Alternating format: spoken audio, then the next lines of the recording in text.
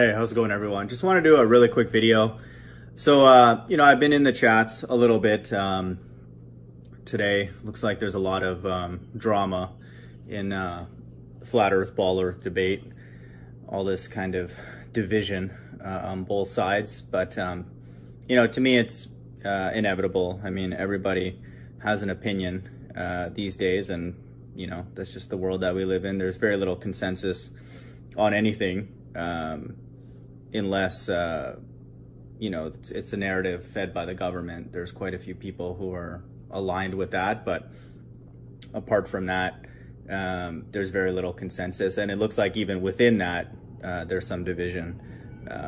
Like the non sequitur channel is throwing rocks at one another and all that kind of stuff. So, a house divided cannot stand. I mean, both sides are divided. The truth side's divided, the non-truth side's divided, and then the summation of those two would obviously, by definition, be divided. So, this place is completely finished in my mind. But I wanted to talk further a little bit about something that Pete Shea keeps saying, and I'm going to kind of get on his case now more because I think he's hurting quote-unquote truth community more than he's helping. But, he keeps pushing that Obama and Will Smith are the same people, which is just confusion. It's even if that were the case, it's completely irrelevant to anything. And so I'm going to kind of get on him to start getting his opinion on financial stuff. Everybody's pretty much hush-hush on financial things, and it's blatantly obvious. So there's something else going on, in my opinion, for people who do that. But Will Smith, what I would guess, again, we don't know for sure, is a so-called Negro. He would be what people would label as a so-called African American, and Obama is an African. And then most people assume that those two people are the same, that African American and Negro are one-to-one, but that is not the case. And I wanted to use a source that the Hebrews use quite often, and to me is very compelling. In the Zondervan Bible Dictionary, so Zondervan is a well accepted and respected, publisher of Christian material, and one would think, would not be biased in any way. They would probably be biased towards evangelical Christianity of anything, certainly in their publications here in the U.S. But so in the Zondervan Bible Dictionary, if you look up Ham, Noah had three sons, Shem, Ham, and Japheth.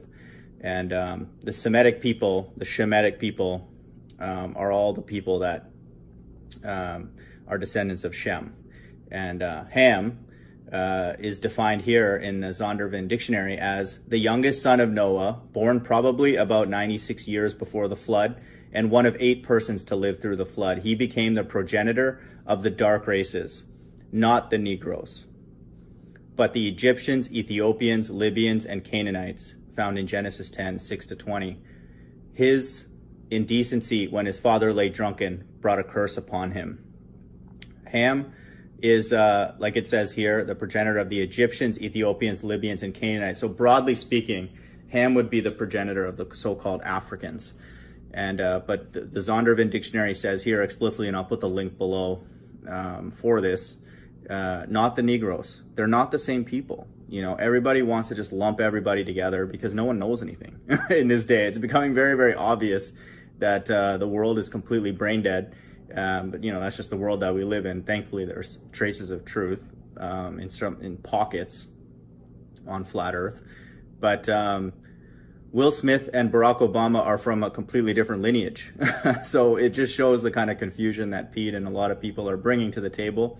I'm not saying he hasn't done anything for the truth movement, but it's becoming very, very obvious that this circus is just that. It's a circus. So I just want people to consider the fact that, now if they're not from Ham, they're either from Shem or Japheth, and there's plenty of support that the so-called Negroes are Shemitic people. They are Semitic people. Again, that does not mean that all of the Israelites are dark-skinned and will look the same. That's just not true. All these people that came from Shem, Ham, and Japheth, have gone to different parts of the world, and they've married people who are local to those areas, and there's been mixing and all that everywhere, and to this day it's happening. So one would think it would happen in a greater concentration in the olden days when there's less and less people, so there's just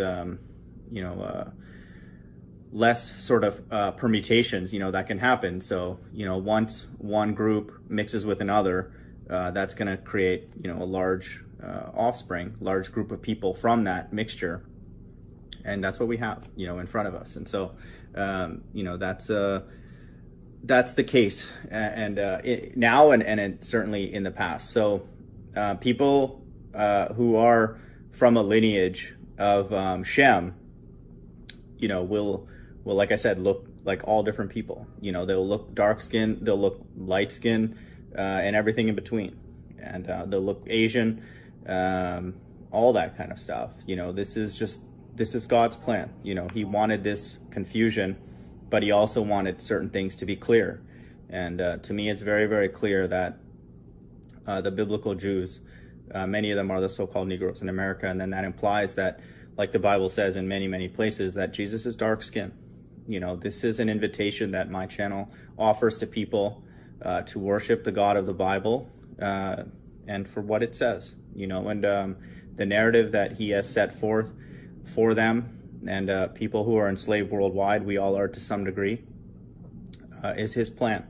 But what they've gone through, being packed like sardines on cargo slave ships and sent here, and the kind of torment that they were put under, has to be in the Bible. There is no God who would ever allow something like that to happen on earth and not have a particular reason for it. They were sewing cats into a woman's womb and betting to see which one could come out fastest, scratch their way out. They were using, Negroes as like gator bait.